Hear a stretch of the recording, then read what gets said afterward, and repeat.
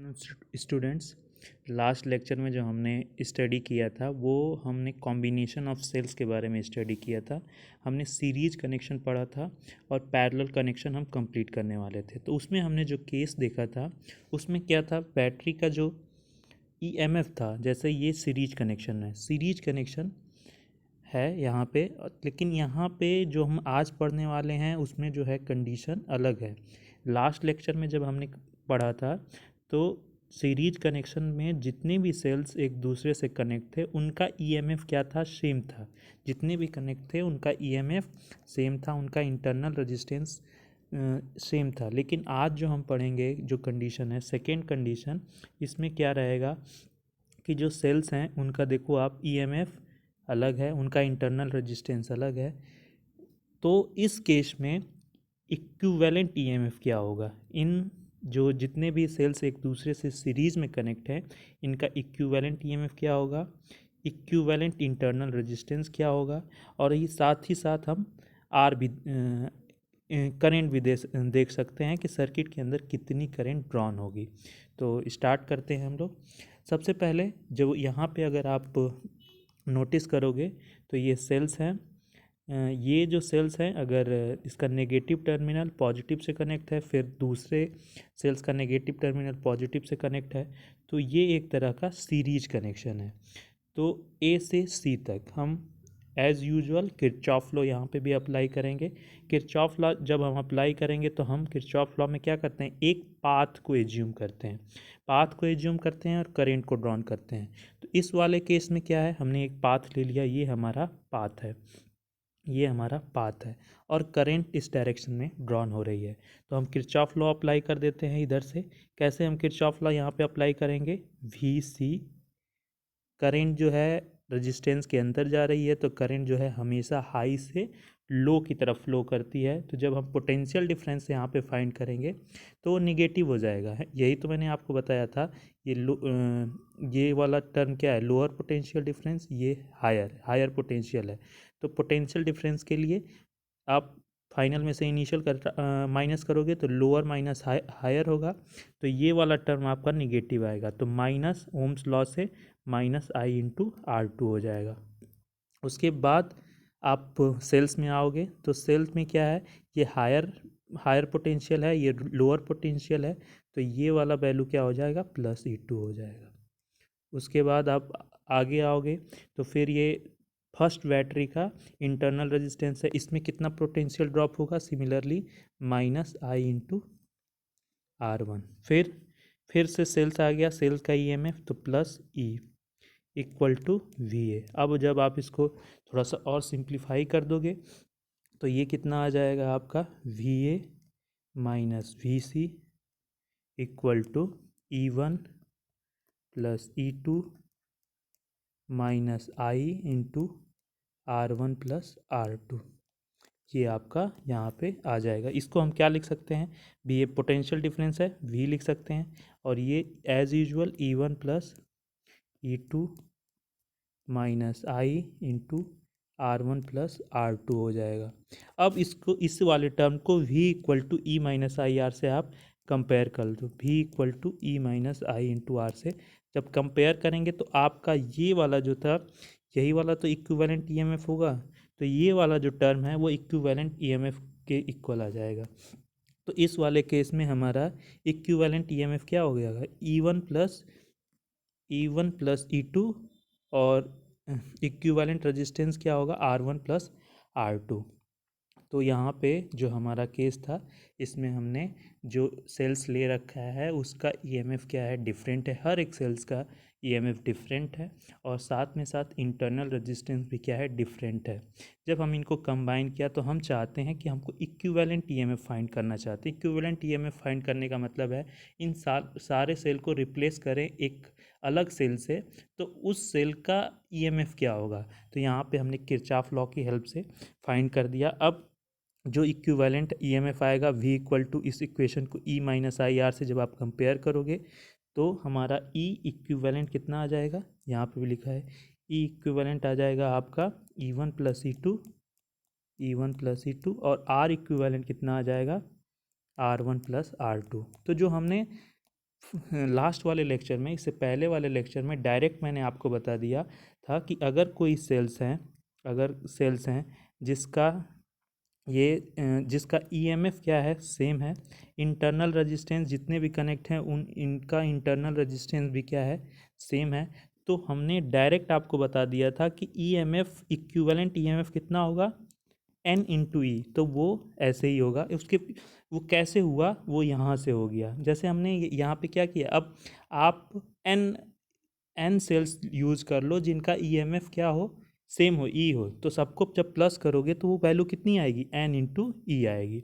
उसी तरह के आर इक्विवेलेंट कितना हो जाएगा, R1 + R2। अब इनको सबको सम कर दोगे, अगर सबका रेजिस्टेंस सेम है तो एन इंटू आर हो जाएगा, इक्विवेलेंट इंटरनल रेजिस्टेंस। तो ये तो वो केस था जब हमने देखा कि सेल्स का ईएमएफ क्या है, डिफरेंट है, हर एक सेल का ईएमएफ डिफरेंट है और इंटरनल रेजिस्टेंस भी डिफरेंट है, तो हमने इक्विवेलेंट फाइंड कर लिया। ओके, अब नेक्स्ट जो है हम पढ़ेंगे कि अगर कनेक्शन पैरेलल हो और उसमें जितने भी सेल्स हैं उनका ईएमएफ डिफरेंट हो और इंटरनल रेजिस्टेंस भी डिफरेंट हो, तो उस केस में ईएमएफ क्या होगा। लास्ट वाले लेक्चर में मैंने थोड़ा सा वो रॉन्ग आपको बता दिया था, ईएमएफ एन ही कर दिया था। अब उसको हम थोड़ा सा यहाँ करेक्ट करेंगे, तो यहाँ पे हम उस चीज़ को समझ लेंगे। ओके, तो उससे उसको भी हम क्लियर कर लेंगे कि पैरेलल कनेक्शन में इक्विवेलेंट ईएमएफ क्या होगा। ओके, अब दूसरा जो हमने केस लिया है, पैरेलल कनेक्शन लिया है। इस पैरेलल कनेक्शन में जितने भी सेल्स जो कनेक्ट हैं उनका ईएमएफ डिफरेंट है, E1 इंटू, यहाँ पे जो केस लिया हुआ है, दो सेल्स यूज किए गए हैं जिनका जो ईएमएफ क्या है, डिफरेंट है, और यहाँ पे जो इंटरनल रेजिस्टेंस है वो भी डिफरेंट है। तो इस केस में इक्विवेलेंट ईएमएफ कितना होगा और इक्विवेलेंट इंटरनल रेजिस्टेंस कितना होगा, वो हम देखेंगे और फाइंड करेंगे। तो सबसे पहले रूल्स, हम एक इक्वेशन, सबसे पहले इक्वेशन जो बनाएंगे, अब ये देखो, आई करंट जब इस सर्किट के अक्रॉस जाएगी तो वो डिस्ट्रीब्यूट होगी कितने में, I1 और I2 में। तो पहली इक्वेशन तो हमारे पास यही हो जाएगी कि I = I1 plus I2। Okay, अब जो आगे है, हम एज यूजुअल अपना किरचॉफ लॉ अप्लाई करेंगे। किरचॉफ लॉ कैसे अप्लाई कर देंगे, देखो यहाँ पे क्या करेंगे, अगर कोई एक्सटर्नल सर्किट इस तरीके से कनेक्ट होता तो हम इस वाले सर्किट में ये पाथ को फॉलो करते, है ना, ये हम क्लोज पाथ को फॉलो करते। तो यहाँ पे भी हम उसी पाथ को इसी तरीके से फॉलो करेंगे। तो क्या होगा यहाँ पे कि अब यहाँ से जो करंट ड्रॉन है, तो यहाँ पे इस वाले उसी सर्किट में ले लो, तो वहाँ से क्या हो जाएगा, आपको क्या मिलेगा, सेम उसी तरीके से आप करोगे। तो यहाँ पे अप्लाई कर दो किरचॉफ लॉ। तो VC से आपने स्टार्ट किया है, तो VC माइनस, बार बार वही चीज़ होगी, I1 × R1, I1 × R1, फिर सेल में गया तो ये हो जाएगा प्लस E1 इक्वल टू, अब VA में आ गया, इक्वल टू क्या हो जाएगा, VA। तो VA minus VC, V equal to E1 minus I1 × R1, ये आपको मिल गया।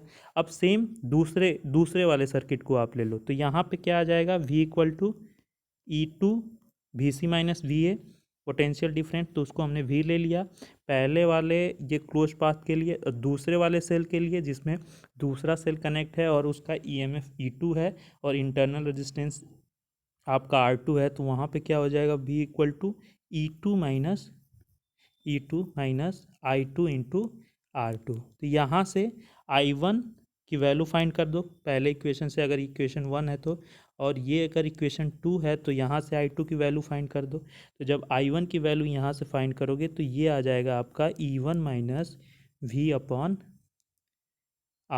और I2 क्या आ जाएगा आपका, I2 इक्वल टू आ जाएगा आपका E2 minus V/R2, I2 minus V/R2 आ जाएगा। यहाँ से आपका I1 इक्वल टू आ गया, I1 इक्वल टू आ गया E1 माइनस V/R1 आ गया, I2 equal to E2 minus V/R2 आ गया। अब इस I equal to I1 plus I2, जो हमारी पहली इक्वेशन जैसे मैंने आपको बताया था कि करंट डिस्ट्रीब्यूट हो रही है, उतनी ही करंट, आपको एक चीज़ याद रखना है, किसी बैटरी में जितनी उसके मतलब इनसाइड करंट इंटर करेगी उतनी ही करंट लीव करेगी। तो I equal to I one plus I two. अब इन दो आई वन और आई टू की वैल्यू हम क्या करेंगे, इस वाले इक्वेशन में पुट कर देंगे। तो I equal to E one minus V upon R one plus E two minus V upon R two. अब इसको जब सिंप्लीफाई करेंगे तो ये आर वन है तो ये दोनों दोनों क्या होगा, अलग अलग वो डिवाइड हो जाएगा। तो ये हो जाएगा आपका E one upon R one plus E two upon R two minus V one upon R one plus one upon R two. यहाँ से भी कॉमन ले लिया गया है। ओके, तो अब क्या होगा, वही जो हमने आई इक्वल टू जो फाइंड किया था, I equal to I one plus I two की वजह से जो हमने जो इक्वेशन था उसी को आगे जब प्रोसीड करेंगे, उसको सिंप्लीफाई करेंगे तो हमको ये मिल जाएगा, I equal to E one into R two plus E two into R one divided by R one into R two minus V bracket में R one plus R two divided by R one plus R two.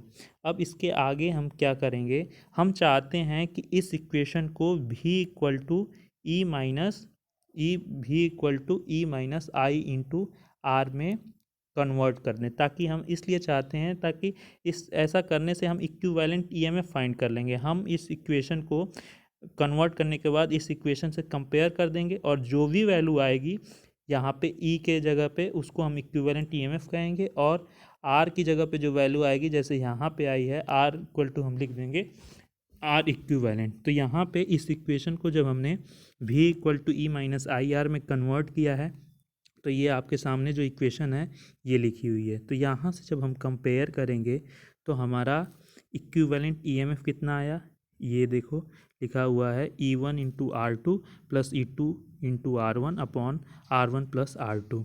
अब हम इस चीज़ को इस तरीके से भी लिख सकते हैं।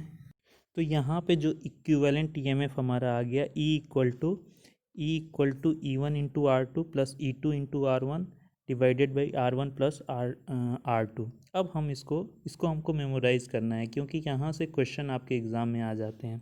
तो इक्विवेलेंट ईएमएफ का फार्मूला अगर आपको याद रखना है तो इसी फार्मूले को हम थोड़ा सिंप्लीफाई करके ऐसे भी लिख सकते हैं, ई वन है तो E one upon R one लिख सकते हैं divided plus E two upon R two लिख सकते हैं और one upon R one plus one upon R two. इसी जो फार्मूला हमने लिखा है E one into R two plus E two into R one, इसी को हमने सिंप्लीफाई करके ये भी हम लिख सकते हैं। क्योंकि हमने क्यों लिखा है इस चीज़ को, क्योंकि हमको मेमोराइज़ करने में दिक्कत होगी। अगर बैटरी का फर्स्ट बैटरी का ईएमएफ ई वन है तो डिवाइडेड बाई रेशियो उसका आर वन के थ्रू कर देंगे। सेकेंड बैटरी जो सेकेंड सेल है उसका ईएमएफ ई टू है तो E two upon R two कर देंगे divided by one upon R one plus one upon R two. इसी तरीके से इक्विवेलेंट रेजिस्टेंस लिखने के लिए जो ये वैल्यू आई है R one into R two divided by R one plus R two, इसको हम इस तरीके से भी लिख सकते हैं। आर इक्विवेलेंट किसके इक्वल आ जाएगा, one upon R one plus one upon R two के। तो आप इस टर्म में भी याद रख सकते हो क्योंकि एग्ज़ाम में जो है अगर आपको आ जाएगा क्वेश्चन, दो सेल्स यूज़ किए गए हैं जिनका ईएमएफ डिफरेंट है, पैरेलल में है, इक्विवेलेंट ईएमएफ पूछा गया है, तो आप डिराइव तो करने जाओगे नहीं। तो ये फार्मूला अगर आप याद कर सकते हो जो डिराइव किया था, नहीं तो इस फॉर्म में भी अब याद रखोगे, ये वाला मुझे लगता है कि जल्दी आपसे याद हो जाएगा। तो ये इस फॉर्म में भी आप फार्मूले को मेमोराइज कर सकते हो। अब देखना अब आपको कि जो हमने जो लास्ट लेक्चर में डिराइव किया था, बैटरी जब सेल्स जो हैं पैरेलल कनेक्शन में रहते हैं और उनका ईएमएफ जो क्या रहता है, अगर ईएमएफ जो है सेम रहता है। लास्ट लेक्चर की बात कर देते हैं। हमने लास्ट लेक्चर में देखा था कि जो सेल्स हैं इस तरीके से कनेक्ट थे और उनका ईएमएफ क्या था, सेम था, तो हमारा फार्मूला क्या होगा। तो अगर ध्यान देना, अगर जो सेल्स हैं वो पैरेलल कनेक्ट हैं, उनका ईएमएफ सेम है, उनका इंटरनल रेजिस्टेंस सेम है, तो उस केस में इक्विवेलेंट ईएमएफ क्या होगा। अब यहाँ पे भी वहाँ इसी फार्मूले से हम फाइंड कर सकते हैं। जितने भी एन सेल्स हैं कनेक्ट कर दो उनको पैरेलल में, तो इसके इसी फार्मूले में अगर आप प्लेस कर दोगे तो क्या हो जाएगा, देखो ई इक्विवेलेंट इक्वल टू क्या हो जाएगा, ई ये सेम है, आर भी सेम रहेगा जितने भी सेल्स हैं, प्लस ई अपॉन आर, इसी तरह से सो ऑन एन है। फिर नीचे क्या हो जाएगा आपका one upon R plus one upon R plus one upon R. So on N. तो यहाँ से क्या हो जाएगा, अगर आप कर दोगे तो इक्विवेलेंट क्या हो जाएगा यहाँ से, ई ई ई, तो N N E upon R आएगा, और नीचे डिनोमिनेटर में क्या आ जाएगा, अपॉन ई ई करोगे तो एन अपॉन आर आ जाएगा, one upon R, one upon plus one upon R, one plus plus one upon R, सबको सम करोगे तो क्या कितना आ जाएगा, एन अपॉन आर। तो ये दोनों क्या हो जाएगा, कैंसिल आउट हो जाएगा, तो ई इक्विवेलेंट कितना आया, ई आया। ठीक है, तो ये बहुत ही इंपॉर्टेंट एक रिलेशन आपने फाइंड कर लिया कि यदि जो सेल्स हैं, नंबर ऑफ सेल्स पैरेलल में कनेक्ट हैं और सबका ईएमएफ सेम है और सबका इंटरनल रेजिस्टेंस सेम है, तो इक्विवेलेंट ईएमएफ कितना आ जाएगा, सेम, पहले जितना एक सेल का ईएमएफ होगा उतना ही ईएमएफ आएगा। मतलब आप अगर कोई सेल्स हैं उनको अगर पैरेलल में कनेक्ट करते हो तो उसके ईएमएफ में कोई चेंजेस नहीं आएंगे, जितना एक सेल का ईएमएफ होगा उतना ही एन सेल्स अगर आपने ऐड कर दिया है तो इक्विवेलेंट ईएमएफ भी उतना ही आएगा। इस रिलेशन को और इस जो हमारा रिजल्ट मिला है इसको आप याद रखना। एन सेल्स हैं, एन सेल्स, इनको अगर आप पैरेलल में कनेक्ट करोगे, पैरेलल में कनेक्ट करोगे तो कितना इक्विवेलेंट ईएमएफ आएगा, ये सेम एक सेल के बराबर आएगा। और अगर इक्विवेलेंट इंटरनल रेजिस्टेंस की बात करेंगे तो वो तो ऐड होगा, इक्विवेलेंट तो वो तो आर अपॉन एन हो जाएगा ना। अगर ये इस तरीके से कनेक्ट हैं तो आप वन अपॉन आर इक्विवेलेंट अगर फाइंड करोगे, वन अपॉन आर इक्विवेलेंट, तो सबको sum one upon R plus one upon N upon R आ जाएगा। तो इसको उल्टा करोगे तो इक्विवेलेंट आर इक्विवेलेंट कितना आ जाएगा आपका, एन अपॉन आर आ जाएगा। ओके, तो इस तरीके से हमने सीरीज, और कल जो हमने देखा तो शायद मैंने एन ही बता दिया था, तो वो नहीं होगा। अगर इक्विवेलेंट ईएमएफ है तो उस केस में इक्विवेलेंट ईएमएफ फाइंड करना है। अगर जितने भी सेल्स हैं सबका ईएमएफ सेम है, इंटरनल रेजिस्टेंस सेम है, तो इक्विवेलेंट ईएमएफ एक सेल के बराबर आ जाएगा, मतलब इक्विवेलेंट ईएमएफ ई के बराबर रहेगा, और आपका इक्विवेलेंट रेजिस्टेंस कितना होगा, एन अपॉन आर। तो इसी के थ्रू हम थोड़ा करंट देख लें। तो अगर पैरेलल कनेक्शन में है और सबका ईएमएफ सेम, तो करंट कितना होगा, करंट आपका हो जाएगा ई, जो इक्विवेलेंट ईएमएफ ई, और टोटल रेजिस्टेंस, टोटल रेजिस्टेंस, एक तो एक्सटर्नल रेजिस्टेंस ऐड है, यही तो करते हैं आर प्लस आर, और इंटरनल रेजिस्टेंस आपका कितना आ गया है, आर अपॉन एन। ये आपका करंट ड्रॉन होगा जब कनेक्शन क्या होगा, पैरेलल होगा, और ईएमएफ क्या होगा, सारे सेल का सेम होगा, सारे सेल का जो ईएमएफ कितना है, same EMF and same internal resistance. Okay, ये भी रिलेशन आप याद रखना। ओके, तो अब जो हम नेक्स्ट टॉपिक पढ़ेंगे, मिक्स्ड ग्रुपिंग पढ़ेंगे।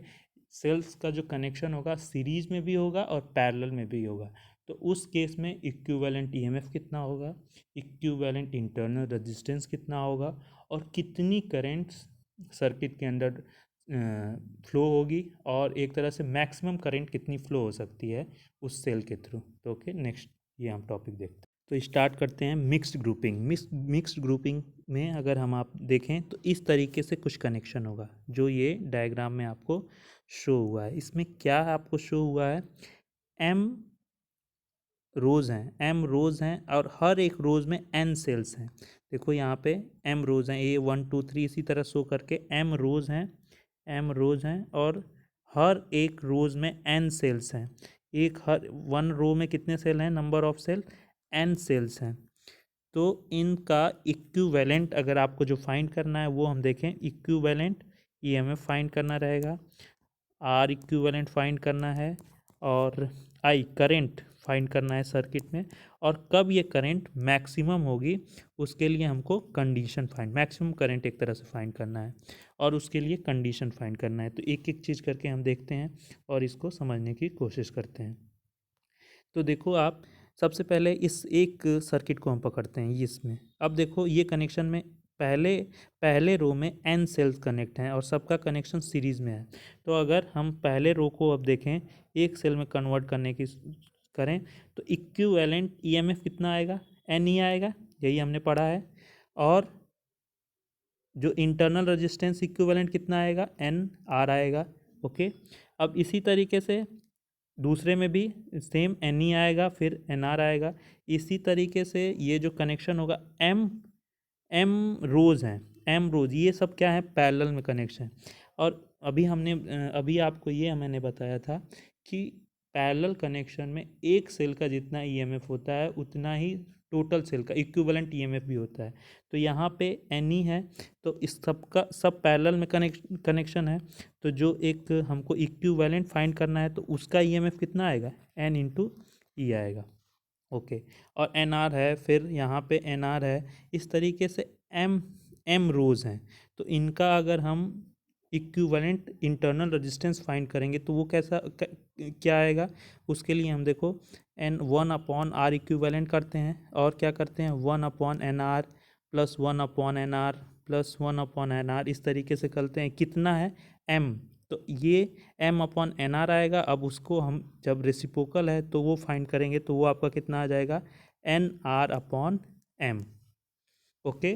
तो यहाँ पे हमने ये देखा कि इन सबको हटा के अगर हम ने जो इक्विवेलेंट ईएमएफ और इक्विवेलेंट इंटरनल रेजिस्टेंस कितना फाइंड किया, एन ई, और इक्विवेलेंट जो रेजिस्टेंस कितना फाइंड किया है, N R, M M upon N R, N R upon M आया था, उसका हम रेसिप्रोकल करेंगे तो वो आपका आ जाएगा एम अपॉन एन आर आ जाएगा। ओके, ये हमारा आएगा। तो करंट कितना आ जाएगा, करंट के लिए हमको फॉर्मूला मालूम है, आई इक्वल टू क्या होता है, ईएमएफ।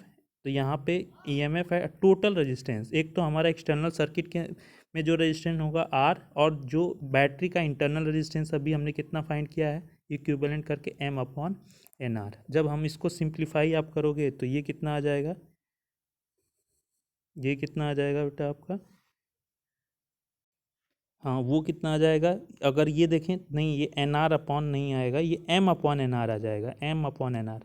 कैसे, एक बार और इसको हम क्लियर कर लें, डाउट ना रहे। वन अपॉन आर इक्विवेलेंट था, तो हमने one upon R plus one upon R plus one upon R किया था। ये कितना तक है, एन आर तक।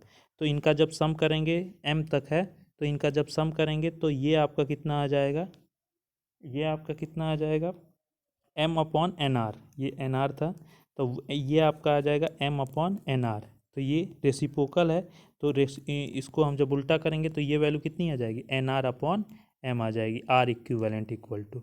तो वो वैल्यू हमने यहाँ पे पुट की है। तो हमारा जो करंट है वो कितना आएगा, आई इक्वल टू आपका आ जाएगा एम, जो हमने जो फाइंड किया था, जो वैल्यू हमने फाइंड किया था यहाँ पे ई था, तो आई इक्वल टू कितना आ गया था हमारा, एन ई अपॉन, ध्यान से समझो आप, आर प्लस टोटल रेजिस्टेंस कितना आ गया था हमारा, एन आर अपॉन एम, यही आएगा। क्लियर है, एन ई इक्विवेलेंट, जितना इस सीरीज में कनेक्शन था तो equivalent EMF N E, parallel में है तो वह सेम रहेगा आर, और ये हमने एन आर अपॉन। तो ये हमारी करंट फाइंड हो गई। अब हमको फाइंड करना है कि कब ये करंट मैक्सिमम होगी। तो जब हम इसको सिंप्लीफाई करेंगे तो ये वैल्यू करंट इक्वल टू क्या आ जाएगा हमारा, M N E, M N E plus divided by M R plus N into R. Maximum करने के लिए करेंट को जो हमारा डिनोमिनेटर है ये हमारा कितना होना चाहिए, वो हमारा मिनिमम होना चाहिए। मिनिमम के लिए हम क्या करते हैं, देखो मिनिमम के लिए हम क्या करेंगे, मिनिमम के लिए हमारा क्या है, M R, M R plus N R, ये हमारा मिनिमम होना चाहिए। तो इसके लिए हम देखो क्या करेंगे, इसको हम इस तरीके से भी लिख सकते हैं, root N R minus root M R plus two root M N R into R. देखो कैसे लिख दिया। अब आप इसको एक तरह से इसका होल स्क्वायर लिख देंगे। अब आप इसको, ये वैल्यू इसके इक्वल होगी, हम अभी समझेंगे क्यों कर रहे हैं, हम इसकी मिनिमम वैल्यू फाइंड करना चाहते हैं। तो इसके लिए हम इसका होल स्क्वायर करोगे तो M R plus N R minus two, तो ये कैंसिल आउट हो जाएगा, तो इसको हम ये लिख सकते हैं। अब मिनिमम करने के लिए, ये तो प्लस हुआ है तो ये वैल्यू मिनिमम होनी चाहिए, तो ये स्क्वायर है, ये कब मिनिमम होगी, ये मिनिमम कब होगी? जीरो, जब इसकी मिनिमम वैल्यू जीरो होगी, जीरो ही तो होगी। अगर -2 -1 कुछ का स्क्वायर करेंगे तो प्लस हो जाएगा। तो मिनिमम वैल्यू कब होगी इसकी? मिनिमम वैल्यू क्या होगी इसकी? जीरो होगी। तो इसकी मिनिमम वैल्यू हम जीरो करते हैं। तो √NR minus √MR equal to क्या हो जाएगा? जीरो। तो यहाँ से जब हम इसको सिंप्लीफाई करेंगे तो NR इक्वल टू क्या हो जाएगा? MR। ओके, तो ये हमारा करंट के करंट को मैक्सिमम होने के लिए NR इक्वल टू क्या हो जाएगा? MR हो जाएगा। तो हमारी करंट की वैल्यू कितनी आई है? आई इक्वल टू कितना आया है? आई इक्वल टू कितना आया था? MNE upon NR plus MR। कोई भी वैल्यू पुट कर दो NR इक्वल टू MR, तो करंट मैक्सिमम कितनी आ जाएगी? मैक्सिमम करंट इक्वल टू हो जाएगी MNE अपॉन 2NR। ओके, तो ये हमारा मैक्सिमम करंट के लिए कंडीशन हो गया। MR equal to NR equal to MR होना चाहिए। और मैक्सिमम करंट अगर फाइंड करना है तो इसमें ये वैल्यू जो है, जो हमने करंट फाइंड कर लिया है, उसमें हम वैल्यू पुट कर देंगे। तो इस तरीके से हमारा मिश्रण, इसके आगे हम स्टार्ट करते हैं नेक्स्ट लेक्चर में। Thank you so much.